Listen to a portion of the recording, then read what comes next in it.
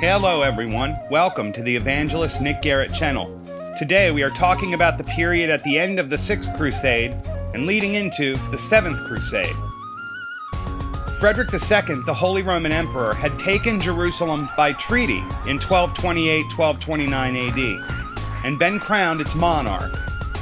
He had done so under excommunication. For that matter, he was under excommunication when he arrived at Acre to fight the 6th Crusade in the first place. The Latin ruler of the city wouldn't recognize his coronation, nor would nobles recognize it because a Roman crown had been used and the proper rules of succession had allegedly not been followed. Moreover, in order to gain the throne, his own father-in-law John was stripped of power. It was no mistake that events unfolded the way they had. The papacy had not been good to Frederick, going all the way back to his first commitment to crusade being delayed. His contemporaries surrounding the papacy had thought that Fredericks Sickness delaying his participation in the 5th Crusade was a lie. Never mind that a bona fide epidemic had broken out and also struck Hermann of Salza, the master of the Teutonic Knights. It was he who had recommended that Frederick return to the mainland to recuperate. However, those with pro-papal leanings accused Frederick of faking to stall his departure. Quote, "He went to the Mediterranean Sea and embarked with a small retinue. But after pretending to make for the Holy Land for 3 days, he said that he was seized with a sudden illness. This conduct of the emperor redounded much to his disgrace and to the injury of the whole business of the crusade." End quote.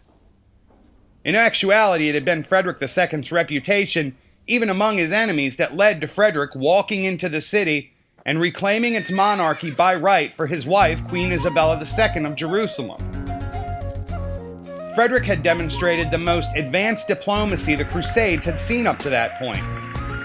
One wonders if there were not sour apples on the part of the church regarding their refusal to recognize the man who had just accomplished the first treaty in all of Crusade Christendom that allowed worship to be lifted up to God for generations without a drop of blood spilled.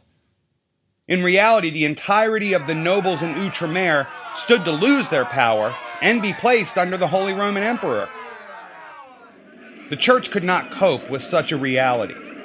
The divine right had in fact been rightfully Frederick's in actuality, even though the Latin leader of the church in Jerusalem argued that point.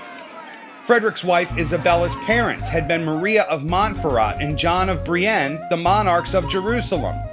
However, Frederick was unable to take control of the volatile land surrounding Jerusalem and create a meaningful defense. There were also new antagonists in the region. The Mongol tribes had largely been subdued by Genghis Khan and placed under his law. Some were pushed into the Middle East and others ran away. Meanwhile, John of Brienne was at that moment conspiring with the papacy to undermine Frederick. A papal military force was attacking Frederick's lands back in Europe. Upon his return, Frederick went home and pushed back the invasion all the way to the border of the papal state, stopping short of destroying them. The Treaty of Soprano in the summer of 1230 AD helped to create peace in the region for the first time in years. Frederick and the Pope met personally and solved many of their problems. The power struggle between the Holy Roman Secular Empire and the Catholic Church had shaped relations for a long time.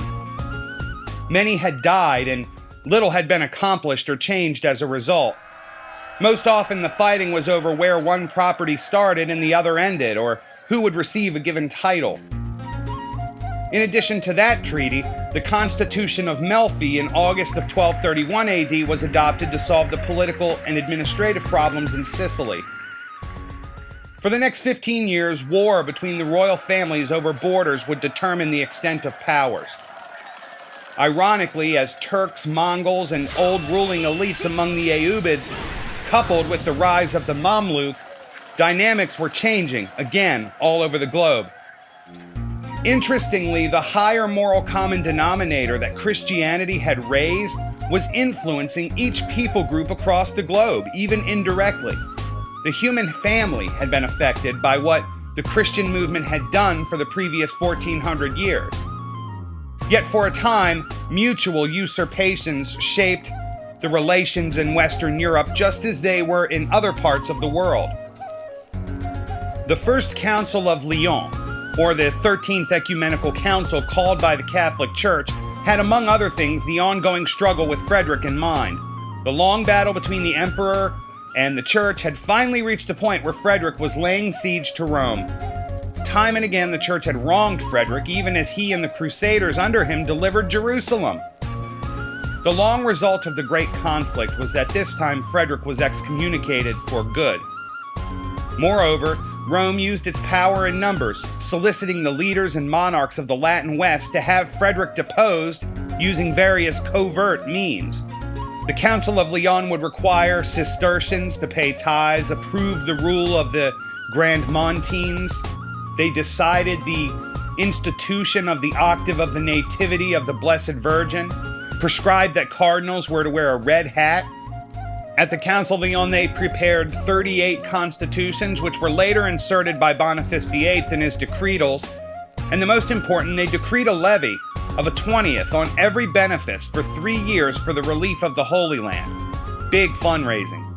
This was not new or uncommon. Going back several crusades, clergy would either give a 10th or a 20th of their money for the crusader efforts. Most importantly, the Church put out a call for a 7th crusade to the Holy Land. This time, Louis IX of France was among the first to take up the cross.